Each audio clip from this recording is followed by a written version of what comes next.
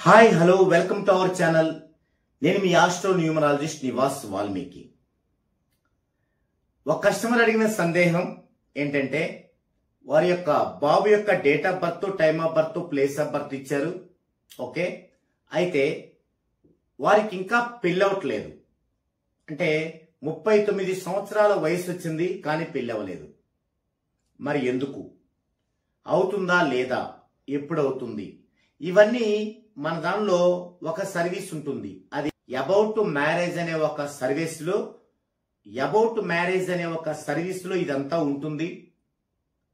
మీరు గనక మన ఛానల్లో ఆ వీడియో కూడా చూడండి, మీకు అర్థమవుతుంది. అబౌట్ మ్యారేజ్ అనే సర్వీస్ ని ఎలా చేస్తాము ఏంటి అనేది మీకు తెలుస్తుంది. అయితే వీరి బాబుకి ఎందుకు పెళ్లి అవ్వలేదు అనేది చూద్దామండి.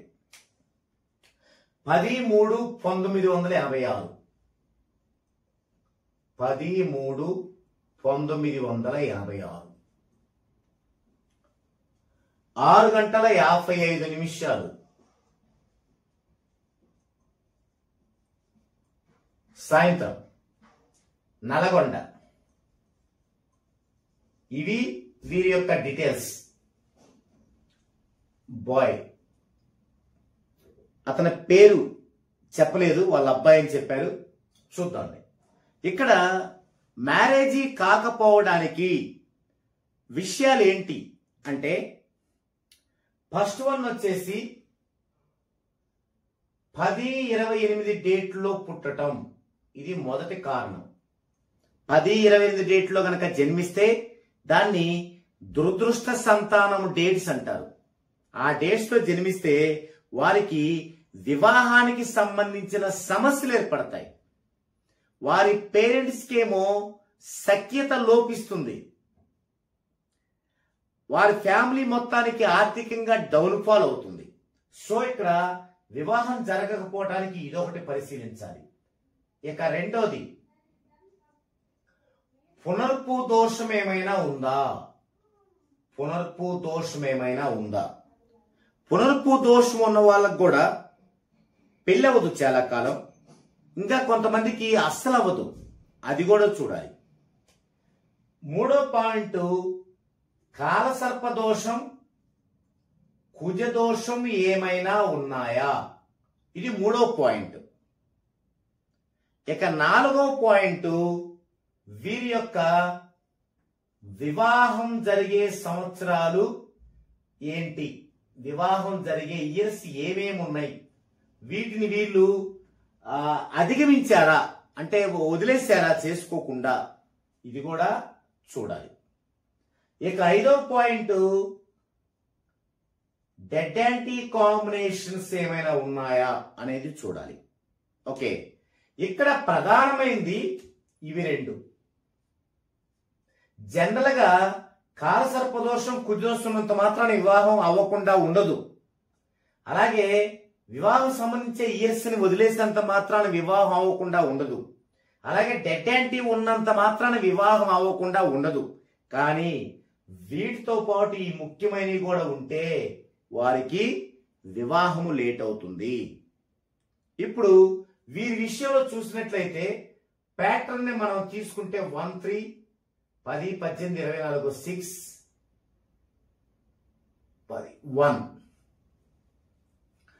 ఇంకా 6th పాయింట్ కూడా ఉంది. అదేంటంటే ప్యాటర్న్ లో 3 6 8 9లో ఏమైనా 2 ఉండకూడదు. ఇప్పుడు వీరి ప్యాటర్న్ చూస్తే ఏమైంది, ఫస్ట్ 10వ తేదీలో పుట్టారు. Okay, fix. వివాహానికి సంబంధించిన ప్రాబ్లమ్స్ ని ఫేస్ చేయాల్సిందే.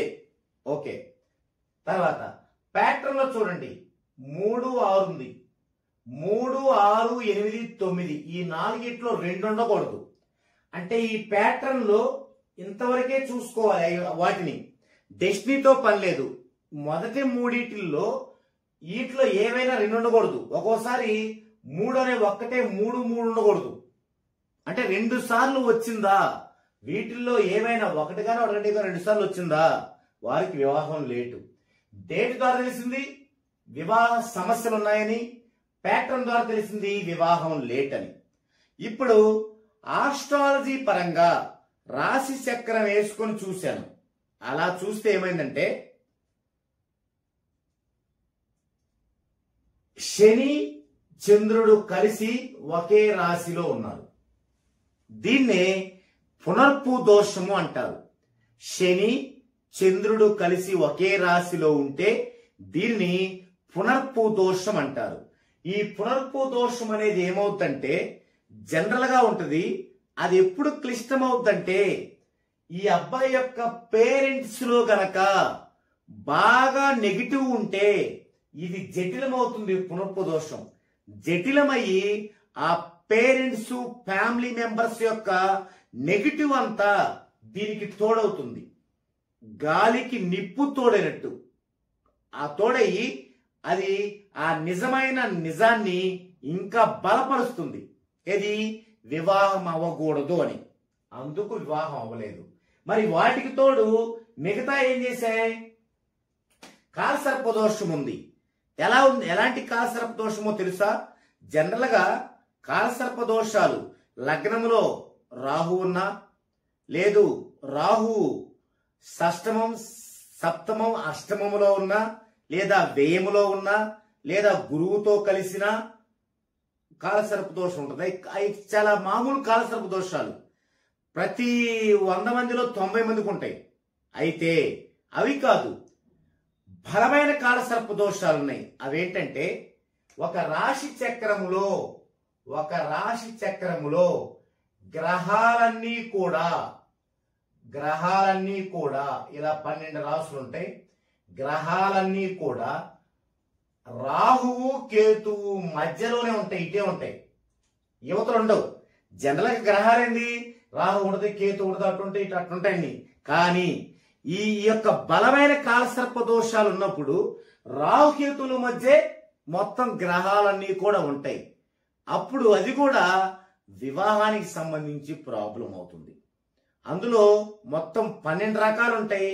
ఆ 12 రకాల్లో కొన్ని వివాహానికి సంబంధించి ప్రాబ్లం అవుతాయి, అలాగే కొన్ని బిజినెస్ కి సంబంధించి ప్రాబ్లం అవుతాయి, కొన్ని బంధువులకు సంబంధించి ప్రాబ్లం అవుతాయి, కొన్ని ఆయుష్కు సంబంధించి ప్రాబ్లం అవుతాయి. ఇవన్నీ కూడా మన ఛానల్లోనే ఒక వీడియోలో చేయడం జరిగింది. మీరు దాన్ని చూడొచ్చు. ఏ ఏ కాంబినేషన్ మధ్యలో ఉంటే దాన్ని ఏమంటారు, ఎవరికి ప్రాబ్లం అనేది చేశాము. అది మీరు చూడొచ్చు. ఓకే. తర్వాత ఇకపోతే వివాహానికి సంబంధించిన ఇయర్స్, అలాగే కుజదోషం కూడా. జనరల్ గా కుజదోషం ప్రాబ్లం కాదు, కానీ ఇవన్నీ ఉన్నప్పుడు అది కూడా గాలికి నిప్పులాగా తోడవుతుంది అనమాట.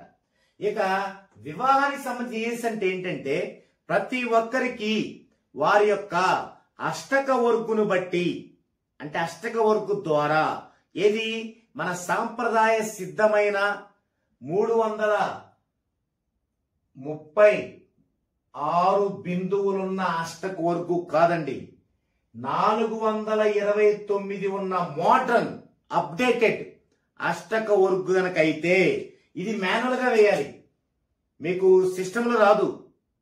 సో అది గనక అయితే దాని ద్వారా వివాహము ఎప్పుడెప్పుడు అవ్వాలి అనేది ప్రతి ఒక్కరికి 3 టైమ్స్ వస్తుంది వివాహం. అంటే వివాహ గడియలు 3 సార్లు వస్తాయి. మొదటిసారి మనమే వదిలేసుకుంటాం. ఎందుకు? ఆ టైంకి మనము లైఫ్ లో సెటిల్ అవ్వకనో, చదువులు పూర్తి అవ్వకనో, బాధ్యతలు ఉండో మనం ఒకసారి దాదాపుగా అందరం మిస్ అవుతాం.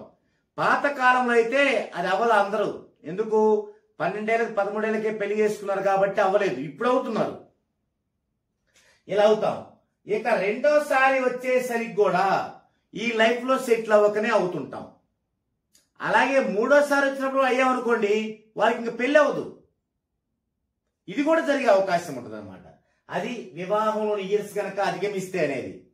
ఇక డెడ్ యాంటీ కాంబినేషన్స్ ఉంటే ఏమన్నాయంటే ఇదిగో 6-1 dead anti, 6-1 dead anti, 2 dead anti ఉన్నాయి, 3-6 కూల్ నెంబర్స్ ఉన్నాయి, హెల్త్ ఇష్యూస్ ఉన్నాయి. మరి ఇన్ని విధాలుగా ఉన్నప్పుడు ఎలా అవుద్ది వివాహం? అవ్వదు. ఒకవేళ అయితే యూజ్లెస్ గా అవుద్ది, అంటే ఉపయోగం లేకుండా బాగా లేటుగా అవుద్ది అనమాట. కాబట్టి ఏం చేయాలి వీళ్ళు? మనం అనుకుందాం, వీళ్ళు ఏదైనా ఒక పూజ చేశారనుకోండి, దీంట్లో చేంజెస్ ఎలా జరుగుతాయి? పూజ చేస్తే చేంజెస్ ఎలా జరుగుతాయి? ఒక స్టోన్ పెట్టుకున్నారు, చేంజెస్ ఎలా జరుగుతాయి?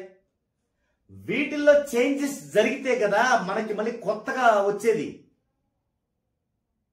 సో ఒకటే మార్గం, 14 డైమెన్షన్స్ లో నేమ్ కరెక్షన్ చేయించుకోవడం, దాన్ని అప్లై చేసుకోవడం, మీ జన్మ వైబ్రేషన్ లో మీరు జర్నీ చేయడం, వచ్చిన ప్రతి సంబంధాన్ని మీ యొక్క వైబ్రేషన్ ప్రకారం చూసుకోవడం. కాబట్టి ఈ బాబుకి త్వరగా పెళ్లి కావాలంటే, అసలు పెళ్లి అవుతుందా లేదా తెలుసుకోవాలంటే ఖచ్చితంగా మన యొక్క సర్వీసుల్లో అబౌట్ మ్యారేజ్ అనే సర్వీస్ ఉంది. దాని గురించి కనుక తెలుసుకుంటే ఇదంతా కూడా మీకు చాలా సింప్లిఫై అవుతుంది అనమాట. ఓకే, ఇది మన యొక్క కస్టమర్ సందేహం, ఇది సొల్యూషన్. ఇలాంటి సందేహాలు మీకేమైనా ఉంటే మన ఛానల్లో ఆ సందేహాన్ని మీరు గనక వ్యక్తపరిచినట్లయితే నేను మీకు ఇట్లా వీడియో ద్వారా సమాధానం ఇస్తాను.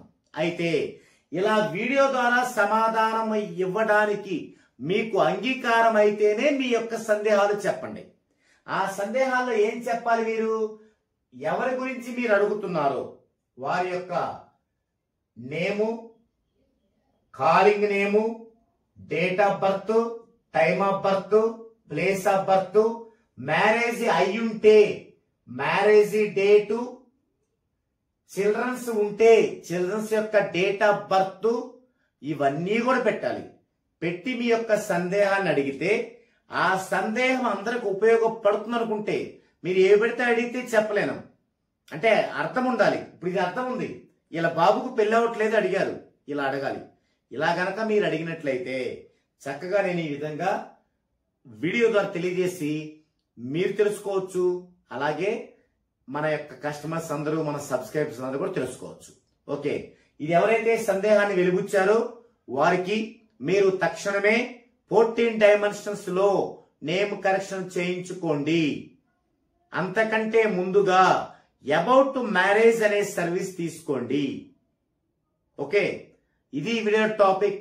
మరో వీడియోలో మరో డిఫరెంట్ టాపిక్ తో మరలా కలుద్దామండి.